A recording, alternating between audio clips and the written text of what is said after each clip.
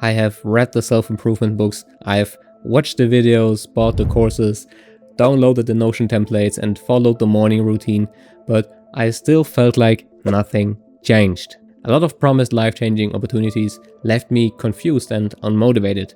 I was waiting for someone to give me the missing piece. And spoiler alert, nobody came. And realizing that turned out to be the best thing that could have ever happened to me.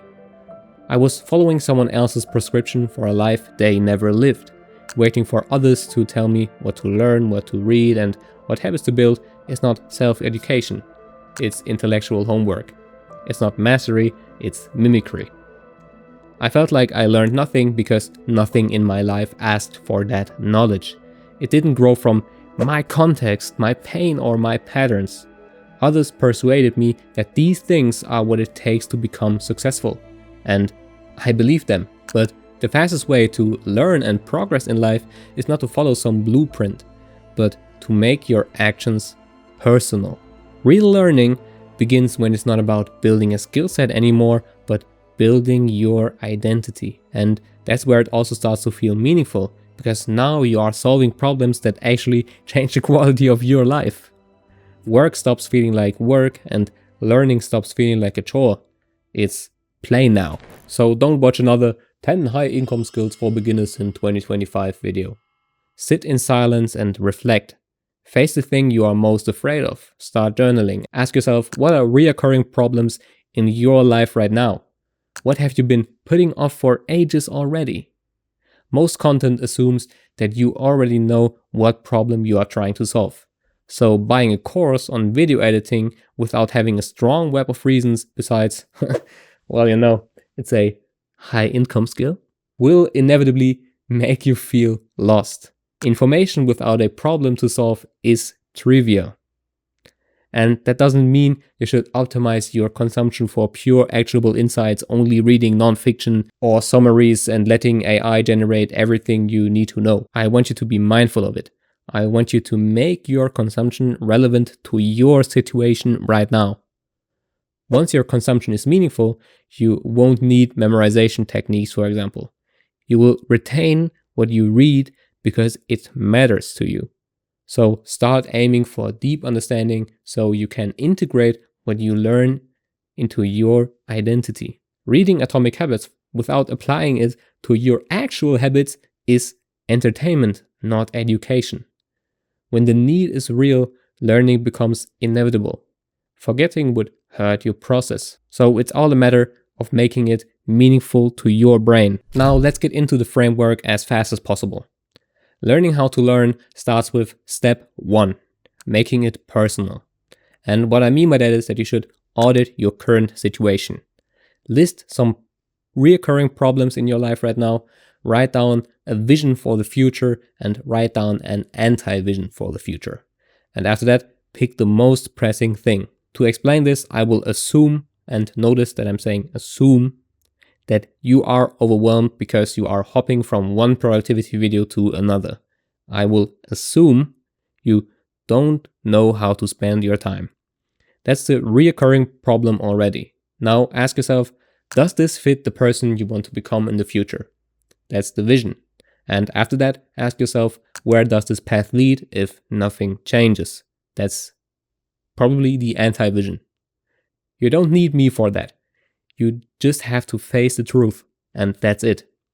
Now your unique path begins. The second step would be to use what you already know.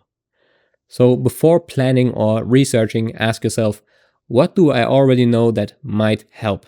Maybe it's putting your phone on grayscale, setting time limits, deleting apps, and moving the screen widget to your homepage. Try one and see what happens. Don't judge beforehand, experiment, test it in your own experience. If that doesn't work, and then, and only then, look for new tools, but search intentionally. Don't start scrolling hoping that the algorithm might save you. This is what I call learning on demand. Solve first, search second. It's the opposite of passive preparation. You go until you hit a wall and then you search for a solution. And the last step would be to teach it. Once something clicks, share your solution. Teach what you've learned. That's how you lock it in, basically. Tell your friends, journal about it, post a video, start a blog no one reads. It doesn't matter. You have to battle test your ideas because it forces clarity. And that's the only reason you have to do it. For clarity, not for clout. You can't fake understanding when someone else is listening. It makes the gaps obvious, and that's where you go back to fill them. So the process looks like experiment, learn, share, and repeat. That's it. Now I get it. You want to learn something monetizable, a skill that pays and an opportunity to become independent. And that's fair. But here's where the most people mess it up, including me, by the way. When you are a beginner, you don't start by mastering a high income skill.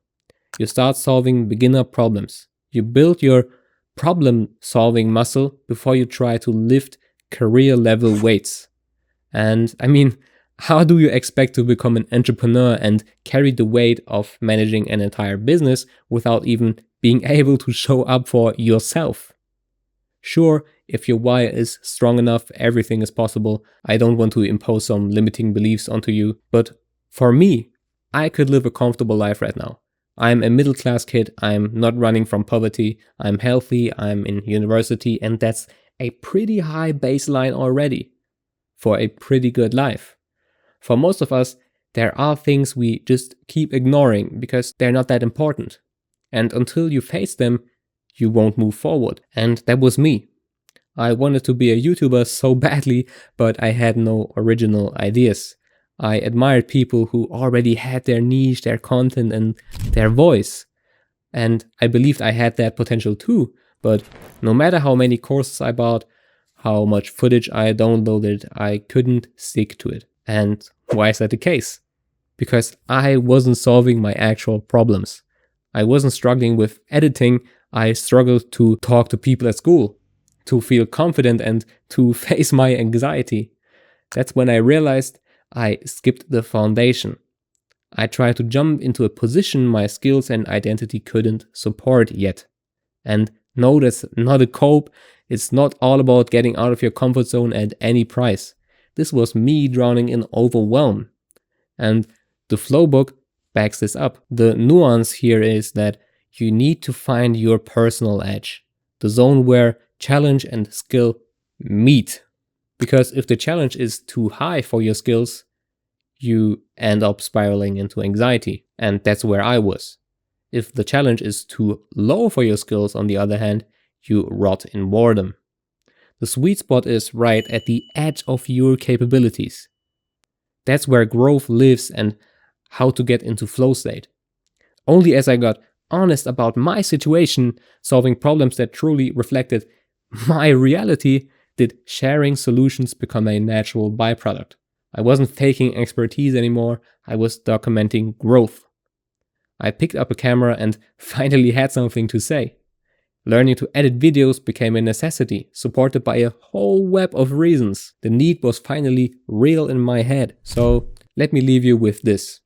Become someone who sees problems as invitations, not stop signs. It's about becoming the kind of person who's not afraid to be bad at something, because they know that learning is basically course correction. Start with the first problem that's bothering you today. Maybe it's a messy room. Cool. Figure out why it matters to have a clean space. Build a system to keep it that way. And then level up. This is how you build a unique skill stack based on your own experience. That's how you stay relevant in a world that's changing fast. That's how you learn a wide variety of different skills and become that polymath you always wanted to be. Algorithms and AI can replicate knowledge, but they can't replicate your experience. Your skills are built around your story. And let me repeat that. Your skills are built around your story. Even with the most sophisticated AI, we won't run out of problems to solve. The problems might become more complex and sophisticated, and that's it. You can keep adapting. You can keep leveling up. And it's all a matter of learning how to learn. And that's all I wanted to say here. If this new perspective helped you in any way, or you liked the video, may consider subscribing or leaving a like. Yeah, don't forget to smile, and thank you for watching.